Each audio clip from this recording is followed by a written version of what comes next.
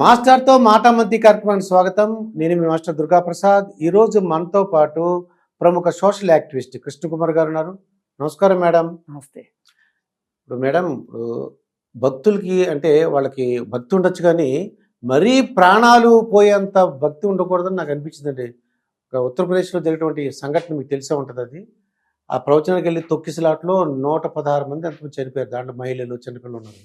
ఇది ఎలా చూద్దాం మేడం అసలు? ఇది మన దేశంలో పేదరికం ఎంత ఉంది, ఈ పేదరికాన్ని నుంచి బయటపడడానికి లేదంటే ఉపశమనానికి ప్రజలు భక్తితో ఎలా ఒక పరిష్కారాన్ని ఎత్తుక్కోవాలనుకుంటున్నారు అనుకోవడానికి ఇది మంచి ఉదాహరణ.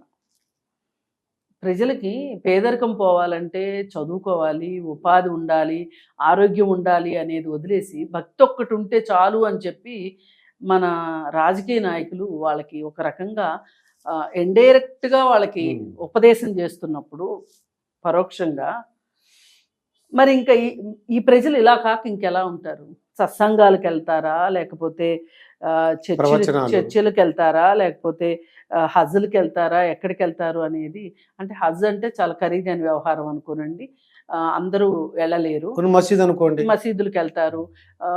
మళ్ళీ మసీదుల్లో ఆరోగ్యం బాగవుతుంది అని తాయెత్తులు కట్టించుకుంటారు. వెళ్ళి మసీదులో నిద్రపోతే ముల్లాల దగ్గరికి వెళ్ళి ప్రార్థనలు చేయించుకుంటే వాళ్ళ సమస్యలు పోతాయి అనుకుంటారు. ఇలా రకరకాలు, అంటే ఏ మతం వాళ్ళు వాళ్ళదైన మతంలో వాళ్ళదైన పరిష్కారాన్ని ఎత్తుక్కుంటానికి చూస్తారు. కానీ ఈ ప్రజలు ఏ రోజైనా సరే మన సమస్యలకి కారణం, మన పేదరికానికి కారణం దేవుడి దగ్గర పరిష్కారం దొరకదు, మనలోనే ఒక పరిష్కారం దొరుకుతుంది, మన రాజకీయ నాయకులే ఆ పరిష్కారం చెయ్యాలి అనే దిశలో ఈ ప్రజలు ఆలోచించినంత కాలం ఇలానే జరుగుతూ ఉంటుంది. మీరు చూడండి, ఇలాంటి సత్సంగాల్లో ప్రాణాలు కోల్పోయిన ధనికులు ఎవరినైనా మీరు చూసారా? లేదు. విద్యావంతులను ఎవరినైనా చూసారా? మంచి ఉద్యోగం ఉన్న వాళ్ళని ఎవరినైనా చూసారా? అంటే ఉద్యోగాలు ఉన్నవాళ్ళు, డబ్బులు ఉన్న వాళ్ళకి కూడా భక్తి ఉంటుంది, ఉండదని నేను అనను, కానీ వాళ్ళ సేఫ్టీ మెజర్స్ వాళ్ళు చూసుకుంటారు. ఇప్పుడు అయ్యప్ప దేవాలయానికి వెళ్తారు, చాలామంది కాలినడకన ఎక్కుతారు, చెప్పులు లేకుండా అడవిలో నడుస్తారు, రాళ్ళు గుచ్చుకుంటూ ఉంటాయి, ఎట్నుంచి పాము వస్తో తెలియదు, ఎట్నుంచి పులులు వచ్చినా కూడా రావచ్చు. కానీ కొంతమంది బాగా డబ్బులు ఉన్న వాళ్ళు ఫ్లైట్లో వెళ్తారు.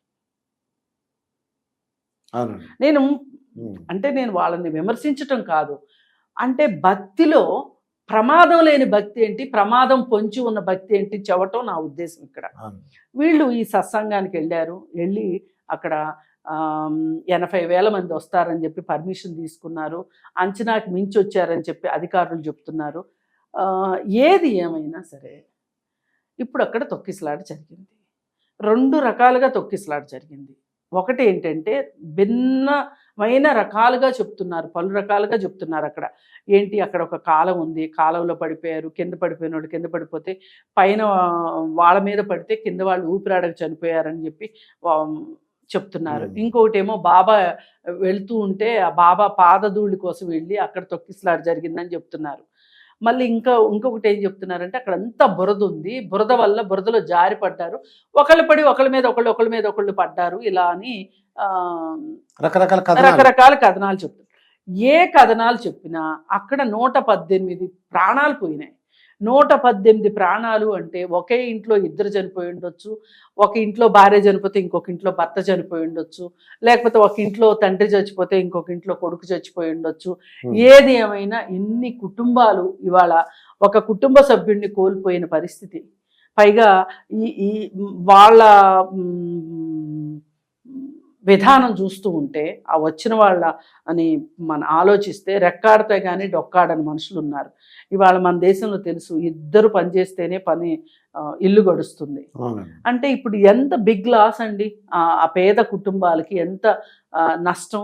పిల్లలు ఉన్నారు, పిల్లలు కూడా చనిపోయారు కొంతమంది. మరి భారత పౌరులు అని చెప్పుకుంటాం కదా, అసలు ఇలాంటివి ఎందుకు జరుగుతున్నాయి అది మనం ఆలోచించాలి. ఇలాంటివి ఎందుకు జరుగుతున్నాయి అంటే, మనం రాజ్యాంగంలో మన దేశాన్ని సైంటిఫిక్ టెంపర్ వైపు నడిపించుకోవాలి అని చెప్పి మనము నిర్దేశించుకున్నాం. ప్రతి ఒక్కరూ దానికోసం ప్రయత్నం చెయ్యాలి అనుకున్నాం.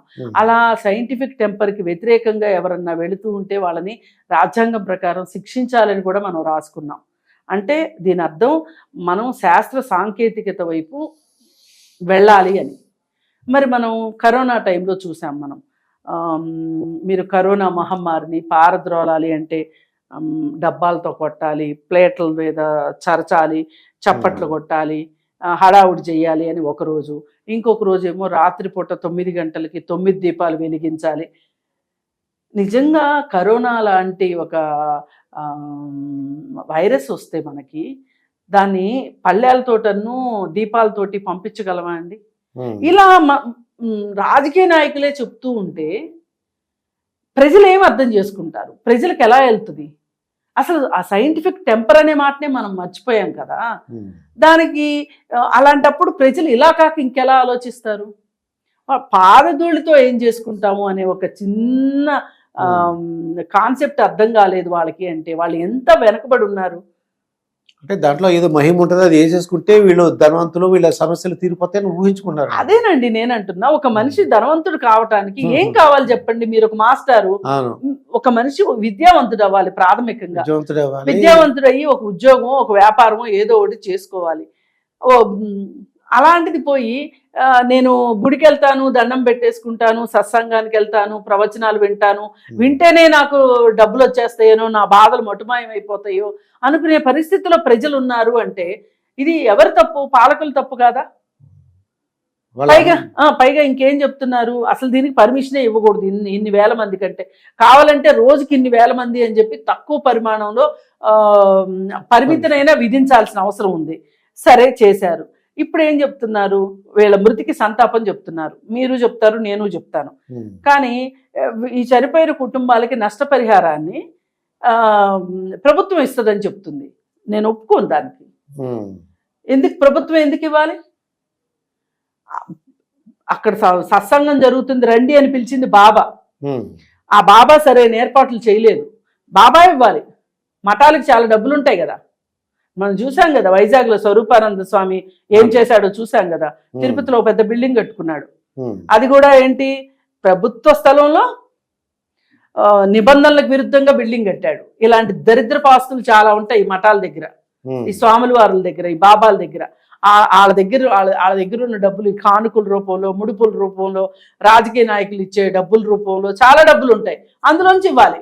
ప్రభుత్వ ధనం ఎందుకు ఇవ్వాలి వీళ్ళకి? అందుకని అంటే మనం అక్కడేదో ఒక మహిమ ఉంది, ఆ మహిమ వల్ల మనకేమో జరుగుతుంది అని ఆలోచించే మనుషులు ఉన్నంత కాలం ఇలాగే జరుగుతుంది. మూఢభక్తి కూడా అనుకోవచ్చు. మూఢభక్తి కూడా ఇట్లాగే జరుగుతుంది. ఇప్పుడు చూడండి, ఏపీ నుంచి ఒక కేసు, గంజాయి విచ్చలవిడిగా దొరుకుతుంది కదా ఆంధ్రప్రదేశ్లో. ఈ గంజాయి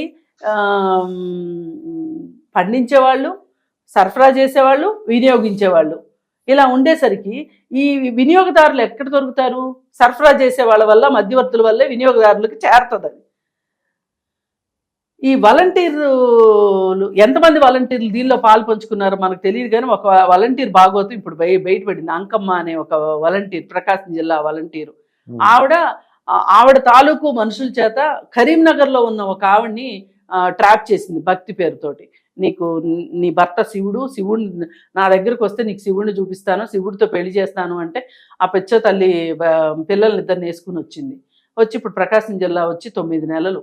ఆ భర్త చివరికి ఆచూకీ కనుక్కొని వెళ్ళి అడిగితే, నువ్వు నా మొగుడివి కాదు, నువ్వు నా తండ్రివి కాదని పిల్లలు అంటున్నారు, నువ్వు నా మొగుడు కావని ఆ భార్య అంటుంది. ఈ భక్తి ఎక్కడి వరకు వెళ్ళింది చెప్పండి మరి? ఈ మూఢభక్తి. వీళ్ళు సాయంకాలం అయితే గంజాయి వాడుతున్నారు. అక్కడ గంజాయి దాగి డాన్స్లు వేస్తున్నారు. ఆ పిల్లల భవిష్యత్తు ఏం కావాలి? ముక్కు పచ్చలా అన్న ఆడపిల్లలు, పైగా 15 ఏళ్ళు ఒకళ్ళకి, 14 ఏళ్ళు ఒకళ్ళకి. వీళ్ళకి ఇట్లా గంజాయి అలవాటు చేసి గంజాయి మత్తులో ముంచి లేపి వీళ్ళని హ్యూమన్ ట్రాఫికింగ్, వీళ్ళని వ్యభిచార కుప్పాలకి తరలిస్తారు. ఇదంతా భక్తి పేరుతోనే జరిగిందిగా. కొంతమంది పేదరికం వల్ల భక్తి పెంచుకుంటే, పేదరికం వల్ల గంజాయి వాడితే, కొంతమంది భక్తి వల్ల గంజాయి వాడితే, ఈ గంజాయి పండించిన వాళ్ళకి కావచ్చు, లేదా రాజకీయ నాయకులకి జేబుల్లోకి డబ్బులు వెళ్తున్నాయి తప్పితే పేదవాళ్ళకి ఏమీ మంచి జరగట్లేదు కదా. అవును. నష్టపోయేది వాళ్ళే. నష్టపోయింది వాళ్ళే కదా. ఇప్పుడు ఇక్కడ కూడా హత్రాస్లో కూడా అదే, ఉమ్, పేదవాళ్లే కదా వాళ్ళందరూ. డబ్బులున్న వాళ్ళు ఇలాంటి సత్సంగాలకి ఎందుకు వస్తారు? ఉమ్, రారు. వాళ్ళు చాలా సేఫ్టీ మెజర్స్ లో అవసరమైతే బాబాని వాళ్ళ ఇంటికి పిలిపించుకుంటారు. మనం చూడటల్లా అవును. ఇక్కడ జిఆర్ స్వామి వెళ్తుంటాడు కదా డబ్బులున్న వాళ్ళ ఇంటికి. అవును. ఉమ్, అదే ఒక మామూలు వ్యక్తి జిఆర్ స్వామిని కలవాలి అంటే కుదరదు. ఉమ్, కానీ 25 లక్షలు 20 లక్షలు 30 లక్షలు ఇస్తే మటుకు వాళ్ళ ఇంటికి వచ్చి వాళ్ళ ఇంట్లో అన్ని చేస్తాడు. ఆయన వచ్చి పూజలు చేస్తాడు, ఉమ్, వ్రతాలు చేస్తాడు, కళ్యాణాలు చేస్తాడు. ఉమ్. అవును. ఇది మీరు చెప్పింది. భక్తి ఖచ్చితంగా పేదరికానికి ప్రత్యక్ష సంబంధం అండి. అవును. ఇంకా మీరు దీనికి వేరే ఏమీ అనుకోవటాన్ని, వీళ్ళు పేదరికంలో నుంచి బయటికి రావడానికి, ఆ బాధల్ని కష్టాన్ని మర్చిపోవడానికి ఉమ్, కాసేపు మతం అనేది ఒక మత్తు మందులా ఉపయోగపడుతుంది తప్పితే వేరే ఏమీ కాదు. వాళ్ళు ఆ మత్తులో ఉన్నారు. ఆ మత్తులోనే వాళ్ళు ఆయన వెనకమాల ధూళి కోసం వెళ్ళారు. ఆ మత్తులోనే అసలు అక్కడ కిందేముంది చూసుకోకుండా నడిచారు. ఆ మత్తులోనే ఆ కాలువలో పడ్డారు. ఉమ్, చివరికి జరిగింది ఏంటి? ఏం మిగిలింది చివరికి వాళ్ళకి? ఉమ్. ప్రాణాలు ప్రాణాలు పోగొట్టుకున్నారు. ఇప్పుడు 118 మందే కాదు, ఇంకెక్కువ మంది ఉంటారంట. పైగా ఇన్ని వేల మంది అక్కడికి వస్తున్నారు అన్నప్పుడు అది ఎంత ఆటవిక రాజ్యం కాకపోతే ఆ తగిన చర్యలు తీసుకోవాలి, తగిన అసలు ఏర్పాట్లు అంబులెన్స్లు చేయాలి. పెట్టాలి కదండి. అవును. అదే రాజకీయ నాయకులు ఒక 80,000 మంది రాజకీయ నాయకులు ఒక చోట చేరారు, లేదంటే ఒక డబ్బులున్న వాళ్ళు చేరారు అంటే ఎన్ని 108లు ఎన్ని అంబులెన్స్లు ఉంటాయండి? ఉమ్, ఆక్సిజన్ లేదంటే అక్కడ అంబులెన్స్లు రెడీగా లేవు. ఒకవేళ మరీ ప్రమాదంగా ఉన్న వాళ్ళని అంబులెన్స్ లో ఎక్కించి పంపించడానికి ఉమ్, అంబులెన్స్ లో రెడీగా ఆక్సిజన్ ఉంటది కదా. అంటే ఏ విధం అంటే వాళ్ళ ఉద్దేశం పేదవాళ్ళు పోతే పోతారు, ఉమ్. భూమికి భారం వీళ్ళు. అసలు వీళ్ళు ఉంటేనే కదా మాకు ఇది కావాలి అది కావాలని అడుగుతారు. మాకు తిండి పెట్టండి, చదువు చెప్పండి, ఆ? ఉమ్. ప్రభుత్వాన్ని బ్లేమ్ చేస్తుంటారు కదా అవును. ఉమ్, అడిగేవాళ్ళే లేకపోతే. అట్లుంది తప్పితే వీళ్ళ వరుస. ఈ హత్రాసుని అలా చూడాల్సిందే తప్పితే ప్రభుత్వాలు చిత్తశుద్ధితోటి ప్రజల్ని భక్తి ఉంచుకోండి, భక్తి వ్యక్తిగతం ఉంచుకోండి, ఉమ్. కానీ భక్తి వల్ల మీ సమస్యలు పరిష్కారం అవుతాయి అని ఎవడన్నా చెప్తే వాడిని చెప్పు తీసుకుని కొట్టండి. అదే. భక్తి వల్ల మీకు ఒక మనశ్శాంతి, ఒక ప్రశాంతత రావచ్చు. అదే. ఇదండి కృష్ణ కుమార్ గారితో జరిగిన ఇంటర్వ్యూ. మరొక ఇంటర్వ్యూతో మీ ముందుంటాను. మీ మాస్టర్ దుర్గా ప్రసాద్.